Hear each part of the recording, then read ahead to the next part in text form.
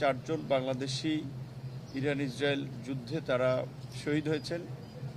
বিশেষ করে আমাদের বাহরাইনে একজন, সংযুক্ত আরব আমিরাতের দুবাইয়ে একজন এবং সৌদি আরবে 2 জন। আজকে আমরা দুবাইয়ের আহমদ আলী তার লাশ গ্রহণ করেছি এবং এই বিষয়টি শুরু থেকেই যখন মধ্যপ্রাচ্যের এই সংকট শুরু হয়েছে, মাননীয় প্রধানমন্ত্রী জনাব তারেক রহমান, পররাষ্ট্র মন্ত্রণালয়, প্রবাসী কল্যাণ ও বৈদেশিক কর্মসংস্থান মন্ত্রণালয় সহ সংশ্লিষ্ট সকলকে নির্দেশনা দিয়েছিলেন যখন ফ্লাইটগুলো বন্ধ হচ্ছিল যাত্রীদের থাকার ব্যবস্থা করা সহ তাদের সংকট নিরসনে সমন্বয় করে কাজ করা। এবং আজকেও আমরা 2জন নিহতদের পরিবারের সাথে কথা বলেছি। বাচ্চু মিয়ার পরিবার, টাঙ্গাইলের যিনি মারা গিয়েছেন, আমাদের মাননীয় পররাষ্ট্র প্রতিমন্ত্রী শামা ওবায়দ, তিনি তার পরিবারের সাথে কথা বলেছেন।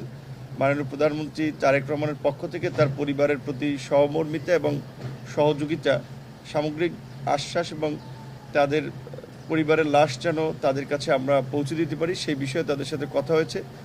কিশোরগঞ্জের যিনি মারা গিয়েছেন তার সাথেও আমরা কথা বলেছি এবং আমাদের যারা আহত আছেন, এ পর্যন্ত আমাদের কাছে যে তথ্য আছে প্রায় 14 জনের মতো আহত আছেন। তাদেরকে আমাদের সংশ্লিষ্ট দেশের দূতাবাসগুলো পূর্ণাঙ্গ সেবা দিয়ে যাচ্ছে।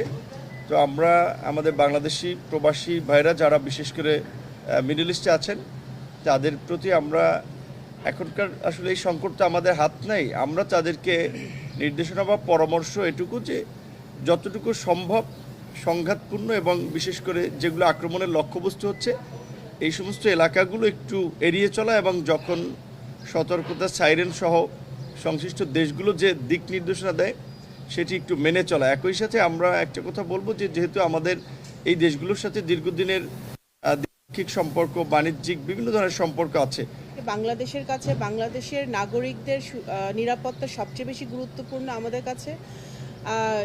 আমাদের এই যে ভাইটি আজকে এসেছে, আলী আহমেদ, ওর পরিবার আজকে এখানে এসেছে, ওনার পরিবার, ওনাকে আমাদের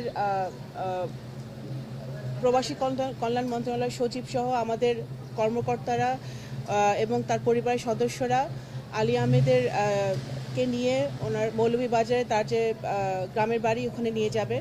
আমাদের প্রবাসী কল্যাণ মন্ত্রী আরিফ সাহেব অলরেডি মৌলভীবাজারে অবস্থান করছেন। আমাদের সরকারের পক্ষ থেকে আমরা যতটুকু আমাদের নাগরিকদের পাশে থাকা যায় সেটা আমরা করার চেষ্টা করছি। এখানে আজকে আরও 2 জন গতকালকে আপনারা শুনেছেন ইতিমধ্যে রিয়াদে নিহত হয়েছে এবং তাদের পরিবারের সাথে ইতিমধ্যে আমাদের প্রতিমন্ত্রী বলেছেন আমরা যোগাযোগ করেছি, কথা বলেছি এবং তাদেরকে কিভাবে আমরা খুবই শীঘ্রই আমরা দেশে ফিরিয়ে আনতে পারি সেই কাজও আমরা করছি।